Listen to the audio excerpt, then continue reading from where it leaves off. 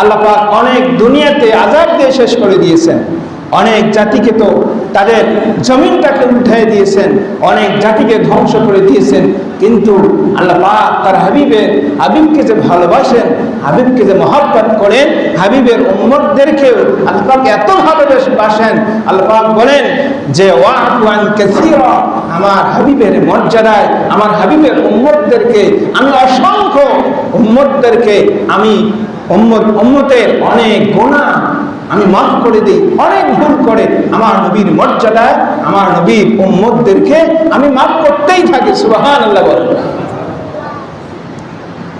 আমার হাবিবের উম্মতেরা ভুল করে ওয়া'ফু আন কাসীরা, আমি ভুল করি মাফ করে দিই, অনেক ভুল আমি দেখি না, অনেক ভুলকে আমি কেয়ার করি না, অনেক ভুল আমি মাফ করে দিই। আমার হাবিবের উম্মতেরা গুনাহ করে, গুনাহ করার পর যদি মসজিদে গিয়ে নামাজ দাঁড়িয়ে নামাজ পড়ে, 2 রাকাত নামাজ পড়ে, তওবা করে আমার কাছে চোখের পানি ছেড়ে দিয়ে কান্না করে, আমার হাবিবের প্রিয় উম্মতদের তারা যদি এই কাজ করে, চোখের পানি ছেড়ে দিয়ে আমার দরবারে কাঁদতে পারে, তাদের চোখের পানি নাকের ডগায় পৌঁছার আগে আগে আমি আমার হাবিবের উম্মতদের সমস্ত গুনাহকে আমি মাফ করে দেই।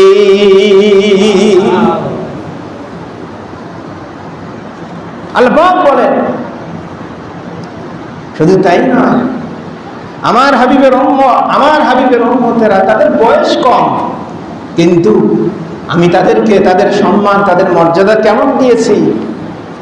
তারা একটি বছর পর পর লাইলাতুল কদরে একটি রাতে আমল করে, এই একটি রাতে তাদের যেহেতু হায়াত কম, তারা একটি রাত আমল করে, এই একটি রাতে আমল করার কারণে আমি আল্লাহ পাক রব্বুল আলামিন 1000 বছর ইবাদত করলে যে সওয়াব হয় একটি রাতে আমি দিয়ে দেই। সুবহানাল্লাহ।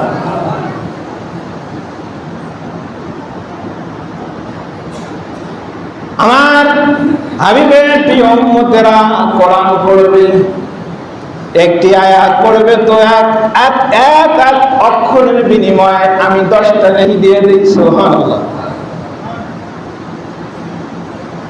শুধুমাত্র তাই নয়, আমার হাবিবের উম্মতেরা ইমানদারেরা যখন মসজিদের দিকে যাবে, মসজিদের দিকে বাড়ির থেকে কদম ফেরাবে, প্রতিটা কদমে কদমে আমি আল্লাহ পাক নেক লিখে দেই। বলেন আল্লাহু আকবার। আল্লাহ পাক তার হাবিবের উম্মতদেরকে কত ভালোবেসেছেন, প্রিয় হাবিবকে যেভাবে ভালোবেসেছেন এই উম্মতদেরকেও একইভাবে ভালোবেসেছেন, ভালোবাসার বহিঃপ্রকাশ ঘটিয়েছেন।